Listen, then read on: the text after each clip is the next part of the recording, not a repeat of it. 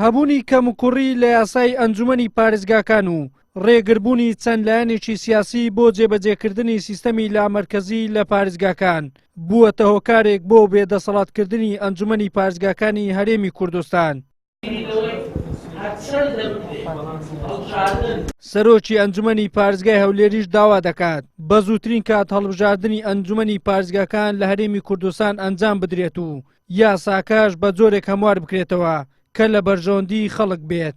داواکارین لە حکوومەتی هەرێمی کوردستان کە بە زووترین کات بتوانێت هەڵبژاردننی ئەنجومەنی پارێزگاکان بکات بۆ ئەوەی ئێمەش ئەو بەرپرسیارەتە تەسلیم بە خەڵکانی تر بکەین. هەموارکردنەوەی بە قۆناغی یەکەم شتێکی باشە، بەڵام قۆناغی دووەمی کە سەرجەم مادەکانە ئەمە زۆر گرنگە و زۆر پێویستە کە بەشێکی زۆری سلبیاتی لەسەر دەسەڵاتی ئەنجومەنی هەبووە کە کەمووری تێدا بووە. بۆیە لە کاتی هەموارکردنەوەی هەموو دەسەڵاتەکان دەتوانین بڵێن دەسەڵاتی کارژێر و دەسەڵاتی دارایی لەسەر ئاستی پارێزگا زیاتر دەبێت و پرەنسیپی لامەرکەزی زیاتر دەچەسبێت.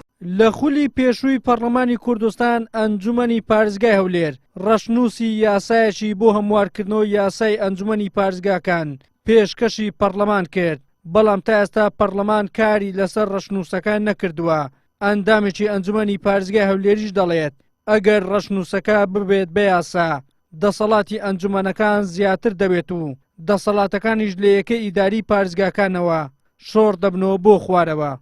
یاسا لە هەموو زەمن و لەو زەمن و ساتێک کە دەردەچێت ڕەنگە بۆ کات گونجاوبی، بەڵام کە فترێکی زەمەنی بەسەر دەچێت قابلی هەموارکردنەوە. یاسای ئەنجومەنی پارێزگاکانیش قابلی هەموارکردنەوەیە بە تێر و تەسەلتر هەموار بکرێت و چکە یاسایە بۆ زروفێک نووسرا و ڕەنگە ئێستا دۆخی حکومڕانی هەرێمی کوردستان جیاوازتر یان بە شێوازێک لە شێوازەکان گۆڕانکاری بەسەردات بێ. بۆیە زەرورە لە پاڵ هەمواری تەنها یا هەموارەکە تەنها بەرگەیەک و دوو بەرگە یان مادەیەک دوو مادە نەگرێتەوە، دەکرێت بە تەواوەتی هەمواری یاسای ئەنجومەنی پارێزگاکان بکرێتەوە. ئێمە وەکو ئەنجومەنی پارێزگای هەولێر ڕەشنووسیشمان بۆ ئەم مەبەستە ئامادە کردووە.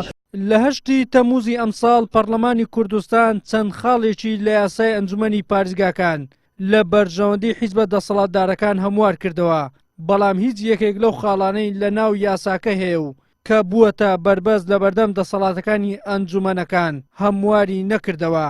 پسپۆڕێکی بواری هەڵبژاردنیش دەڵێت ئیرادەی سیاسی و بەشێک لە خاڵەکانی یاسای ئەنجومەنی پارێزگاکان بووەتە ڕێگر لە بەردەم فرامبوونی دەسەڵاتی ئەنجومەنەکان. مان تێدەن ئێرادەی سیاسی ئەو یاساکەش هەندێک هەمواری دەوێ بێشک وەکو بەڕێزان لە یاداشتێکی هاوبەش پێشکەشی پەرلەمانی کوردستانیان کردبوو لە خۆڵەکەی ڕابردوو.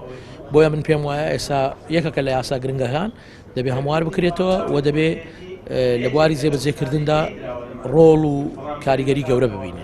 ئەنجومەنی پارێزگاکان کە بە پەرلەمانێکی بچووکراوەی شارەکان دادەندرێت ئەرچی چاودێریکردنی کارەکانی یەکەی ئیداری شارەکەیەتی، بەڵام بەهۆی کەم و کوڕی زۆر لە یاسای ئەنجومەنی پارێزگاکان دەسەڵاتیان سنووردارە و تەنها دەتوانن پێشنیاریان بە دوواداچوون بۆ کارەکانی فەرمانگە و دامەزراوە حکومیەکان بکەن و ناتوانن لێپرسینەوە لە هیچ بەرپرسێک بکەن و بەبێ فەرمانی ئەنجومەنی وەزیران لە کارەکەی دووری بخەنەوە. بۆیە ئەندامانی ئەنجومەنی پارێزگاکان داوای هەموارکردنەوە یاساکەیان دەکەن و دەیانەوێت دەسەڵاتەکانیان زیاتر بێت. وەلی سەلیم، کەناڵی ئاسمانی پێم، هەولێر.